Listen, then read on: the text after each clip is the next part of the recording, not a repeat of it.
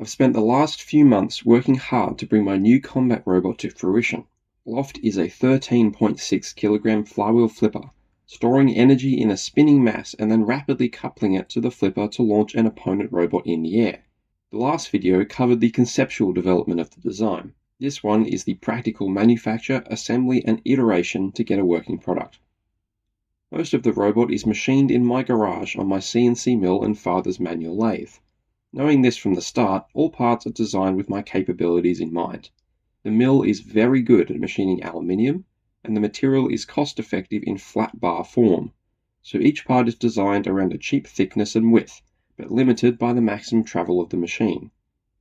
Turned parts are similarly all specified to machine down from some 22-ish mm magnesium alloy round bar, a cost-effective, easy to turn and lightweight choice.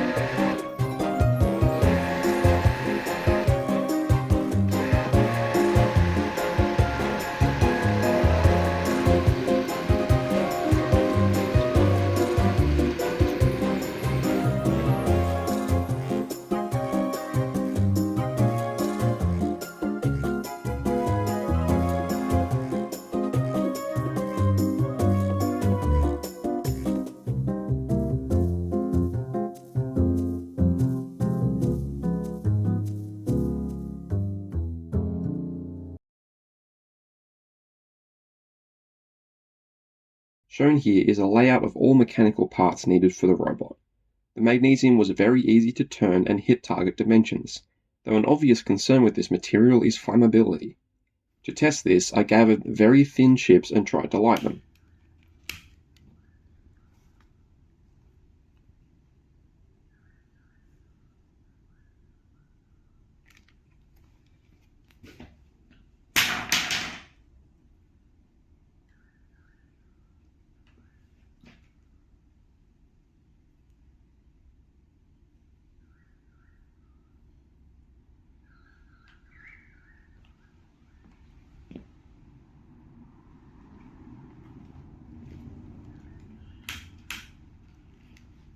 While they do burn brightly, it's definitely harder to light than pure magnesium strip, which lends credence to this actually being an alloy.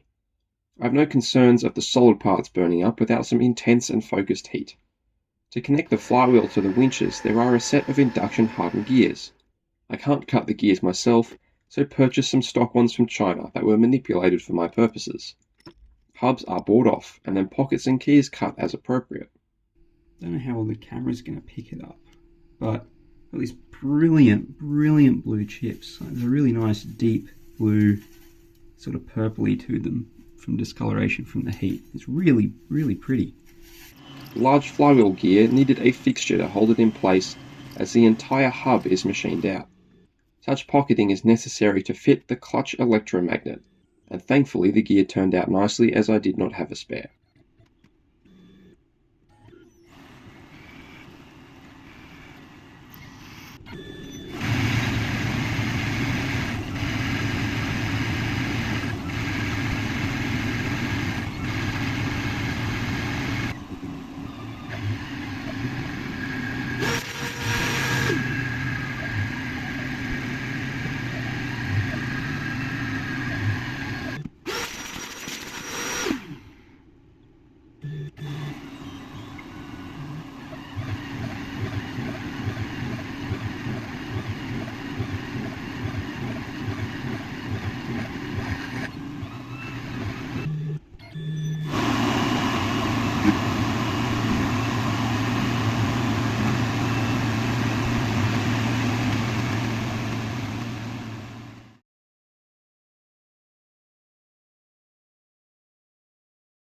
The flywheel, clutch plate, drivetrain gears and flipper plates are all provided to me by PCBWay. A preliminary fit showed that the bores and bearings went together well and appear fit for purpose. I'll talk more on the specific function of each part as we get to them. The flipper arm is made of several 3mm mild steel parts welded together to form a strong but lightweight shape. I procured the welding equipment at work to attach everything together using the TIG process. Using a fixture table and some magnetic clamps, the parts are located and tack welded together. Some welds look pretty terrible, but after some practice the later ones were laid down quite well. If you haven't tried TIG welding before, I'd describe the skill more like playing an instrument than operating a machine. The quality of the weld is very dependent on one's motor skills and handling of the equipment, on top of simply having the right numbers set in the welding box. On the topic of warping, once the frame was welded together squarely, one can clearly see how the lip of the flipper has bent downwards from the beads pulling on the underside. It was tapped straight with a hammer. One should keep that in mind when designing around this process. To pass torque out of the clutch, this machine features a gear pressed onto the flywheel shaft. The gear is machined slightly undersized, targeting about 80 microns, then pressed onto the shaft. As the gear still wants to contract after being stretched, it imparts great force onto the interface between shaft and bore. Multiply this force by the friction and area between the two surfaces, and one has the ability to transfer torque without a key, welding or other method. In this case, using a key would bring stress risers very close to the gear teeth. Using a stock gear, I needed to machine the bore to within about 20 or so microns of the target dimension to get the correct fit, but lacked the equipment to measure bores accurately. The plan was to quickly machine the hub off in the lathe, then interpolate the bore using the CNC milling machine. Computer control should be able to hit our dimensions reliably, minus some offset due to the tool deflection, though I didn't actually know what this deflection would be. The first attempt to press the shaft was rather catastrophic. Using the 10-ton press, it couldn't push the shaft onto the gear. Trying to remove the shaft was quite difficult too, completely buckling this steel pin when pushing the pin from the other side.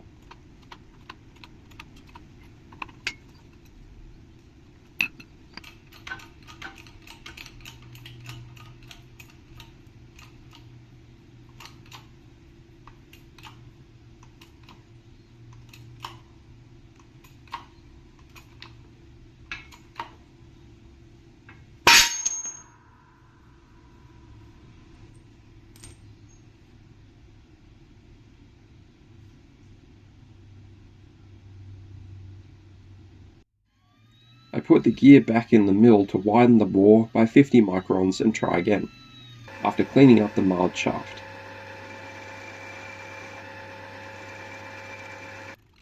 Despite the frame of the press flexing with every push, the gear just about slipped down and onto the shaft.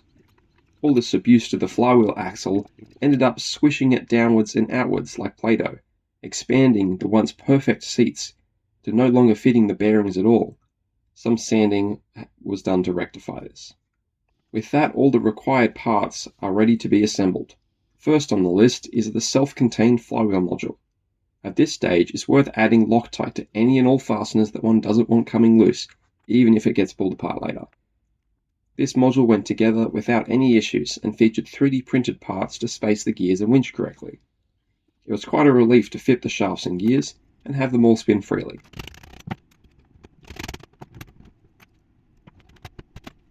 Similarly, the flipper action worked as designed with very little resistance. Following these are the 2 drive modules which needed to be assembled and disassembled many times to get the gearboxes fitting right. This trend would continue over the coming weeks. The gears were a looser fit on the shaft than desired, so I cut up some thin feeler gauges to pack out the bores by 80 micron for a total oversize of 160 micron. With the 3 modules assembled in a demonstrative state, it's apparent how the robot is structured. Each drivetrain side and the flywheel module are self-contained units that operate and can be maintained completely independent of each other. It was extremely convenient to easily remove the flywheel module from the rest of the robot when it came time to repair and improve it once testing began. These modules are held together by the base plate and front structural members. With the major parts in location, what followed was a good 3 days of wiring and electronics work. This machine has unprecedented volume for electronics compared to my other robots, as the modular design both moves the drive motors out of the way and provides more or less rectangular volumes to fit the rectangular components. To switch main power, I've gone back on a rule I declared after my first event. Due to so many moving components on the top of the robot, it's not safe to have a large link that one needs to reach out and remove. In its place, I've got a custom-made screw switch that can be actuated by a long tool to keep hands out of harm's way. It's simply a pair of copper plates and a metric 6 socket head screw, all captured in a PLA housing. The first drama was the clutch electromagnet and matching relay. Plan A was to use a simple RC switch to apply and remove power from the coils. By measuring the resistance of the coil, I determined that it should pull about 8 amps at 25 volts. So I picked up switches rated for 10 amps. They would engage the magnet, but as soon as commanded to disengage, the switch would promptly die. The first theory was that the inductive effects of the magnet caused a huge voltage spike backwards over the switch when turned off. The magnet is an inductor and does not like sudden changes in current. The short version is I needed a diode across the coil wires to short the system out when it tried to push current in reverse. Even with this upgrade, switches are still popping, so I dropped into an electronics store to pick up an SSR. Solid-state relays are functionally switches with no moving parts, literally a suitable FET in a potted case, and are capable of handling very large currents. I chose an SSR over the usual mechanical relay as they can actuate faster and aren't susceptible to the contacts welding shut. Wiring up the SSR didn't work. Turns out this unit is only able to switch AC power, whereas my magnet runs on DC. The overpriced SSR was exchanged for the only available DC option, rated for 100 amps. Massively overkill and larger than the drive ESCs, but it did work. To detect the end of flipper travel and disengage the electromagnet, I elected to use a Hall sensor to detect the magnet screwed into the front of the rack. An Arduino sits between the RC receiver and RC switch powering the SSR, acting as a sticky flip-flop. I can manually enable or disable the coils until the sensor detects a magnet, in which case it disengages the coil and won't re-enable it until I switch the magnet off in my transmitter to prevent bouncing. Getting this working was quite an adventure. I've been trying to get this Hall sensor to work for the past 2.5 hours. Turns out that analog Hall sensors exist, and that's what this is. This isn't a digital Hall sensor, it's analog. And that's good, but I wish I knew that a long time ago. We have some incredible news. Hall sensor, there's an Arduino in the back of there, and if you can see the Hall sensor output, if I lift the flipper, you can detect it and end of travel. That is working. Look at that, even did it before the new year. That's not so bad. Like any good engineer, I got ChatGPT to write the Arduino code, and I think that's actually worth discussing. With my understanding of the equipment, I asked in plain English for a starter program to pass the signal through. It wasn't reading the signal from the receiver, but could control the SSR, so guessed at trying the pulse-in method, which worked for the input but not the output, so requested the program to use both. The SSR was oscillating on and off rapidly, so poked around to find that it detected the input signal, quickly switching between the correct value and 0, which is outside of anything the receiver can deliver with a minimum value of 1000. The first attempt was to move from a pass-through to a simple two-state on-off method, but this didn't help. I then guessed that the Arduino was polling the signal pins faster than the 50 Hz signal was delivered, so simply requested a 50 Hz polling limit be baked in. This fixed the oscillation issue and led to a program that met all functional requirements. We've got logic reading in, so if I engage the electromagnet, closes, it hits the travel, opens, and then I can't close it again until I tell it to release, and then it's capable of closing again. Quite a long-winded explanation, but it depicts a very powerful process. I can talk to the AI tool in plain English and have it implement software changes faster than I could ever write manually. It doesn't miss a semicolon or mistype a variable name, and can pull from a wider wealth of specific software knowledge than I possess.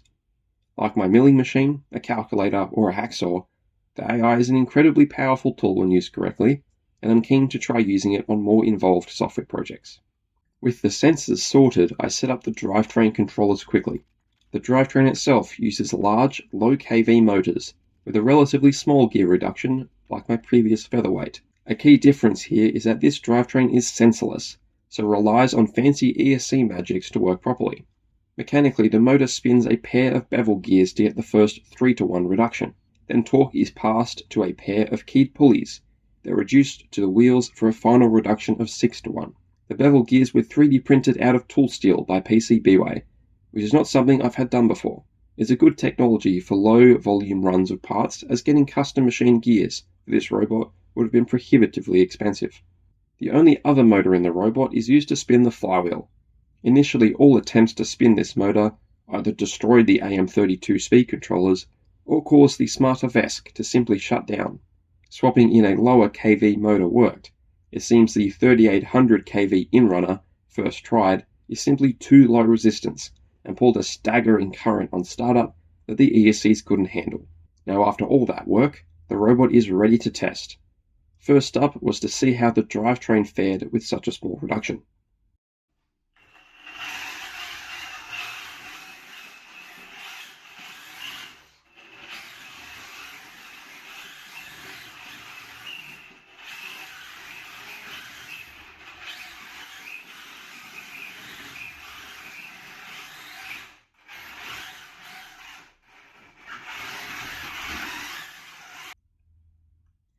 Pretty good. And next is the flywheel itself. The motor controller had a pretty low current limit of 30 amps set. This was a precaution because of the previous ESC fires.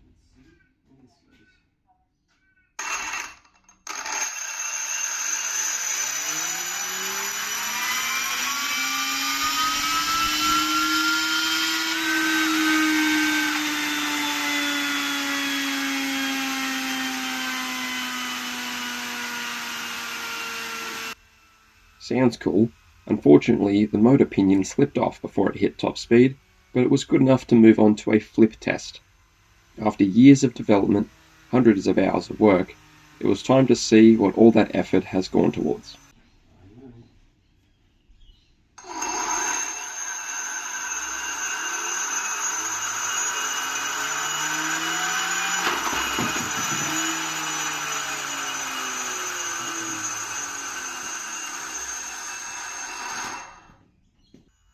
That was dramatically less than I was expecting. The metal chunk weighs about 8 kilograms. Some competing robots weigh over twice that, and it barely went anywhere. And so, for the following week, I spent the time slowly whittling down the problems with the design. My first guess was that the return magnets were messing with the magnetic field generated by the clutch coil. These permanent magnets bring the clutch plate away from the flywheel when it decouples. To try and resolve this, the magnets were removed and replaced with a 3D printed TPU Belleville washer, effectively a small round spring. Next step was to clean the clutch surfaces with brake cleaner to ensure no oil is reducing friction and thus torque available. The winch too was optimized slightly, all resulting in much better performance.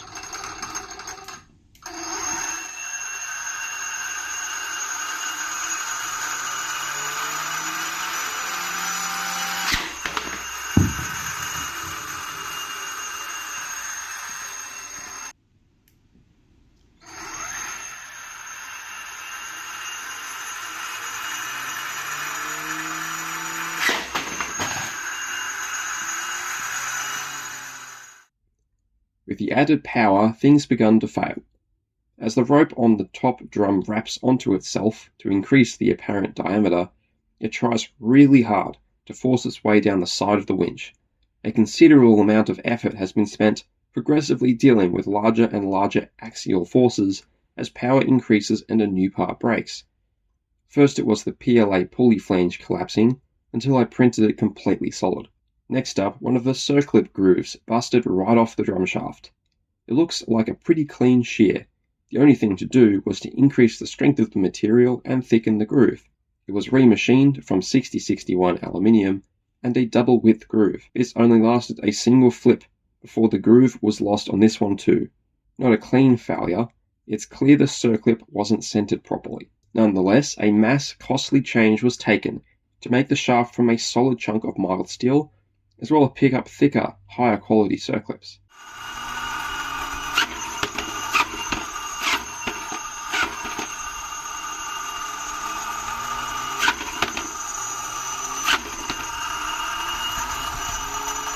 This lasted a few flips until the circlips themselves started flying out of the groove, severely bent. Pulling out the big guns, the fourth test and latest variant of this shaft uses a solid steel axle and a pair of 3mm Hardox steel caps fixtured with 3 M4 bolts each. I haven't had a chance to swap it in yet, but I damn hope this one does the trick. Around this time, I got some slow motion shots of the flipper action. One can clearly follow the differential winch action as it passes the rope between 2 spools more than it pulls in the flipper arm. Focusing on the flywheel, the initial twitch is the motor controller trying to figure out where the rotor is before it engages closed loop commutation. But after getting a few good flips, disaster struck.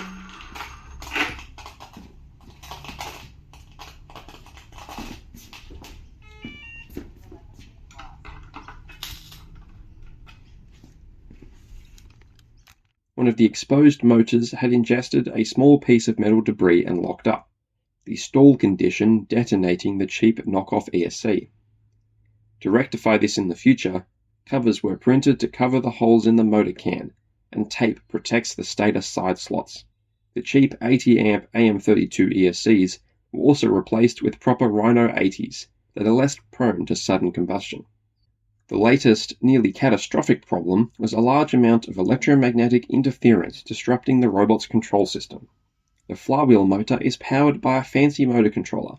A considerable amount of electrical noise is generated by the 3 phase wires as they rapidly switch poles up to 2,500 times a second. This manifests in twitching on the left-hand drive motor in direct proportion to the amount of current the flywheel motor pulls. I tried isolating the signal wires, twisting and wrapping each motor's PWM lines in Kapton tape, and finally wrapping the flywheel motor and vests in aluminium foil.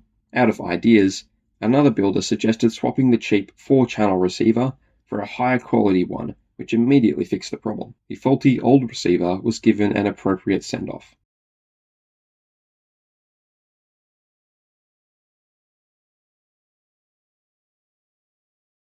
I briefly experimented with machining grooves into the flywheel and clutch, as certain variants of the car air conditioning clutch this system is based on have them. The theory was that I could optimize the contact area and create more magnetic circuits in the flywheel. This did not work and resulted in an immediate loss of flipping power. The changes were reverted for now. Following all this, the flywheel bearings gave up all their grease, throwing it outward and coating the clutch surfaces, completely disabling the system. The surfaces were cleaned and the bearings de-sealed, sprayed down with brake cleaner, and blasted out with an air compressor. While this will reduce the life of the bearings, I'm completely out of time to properly solve that problem. As of writing this, I leave for Brisbane in 4 days, so only minor work can be done. I'll knock up some polycarbonate covers for the exposed gearboxes, as well as some steel panels for the flipper arm to deflect the various horizontal spinners I expect to face at the event. The flipper is performing at an acceptable power for version 1, and I've already got plans to improve things. For competition, the real kicker will be reliability. If it keeps working for each 3-minute match, I've got a good shot at collecting wins, but the judging criteria severely penalises the loss of weapon functionality. Time will tell how it goes. Until next time.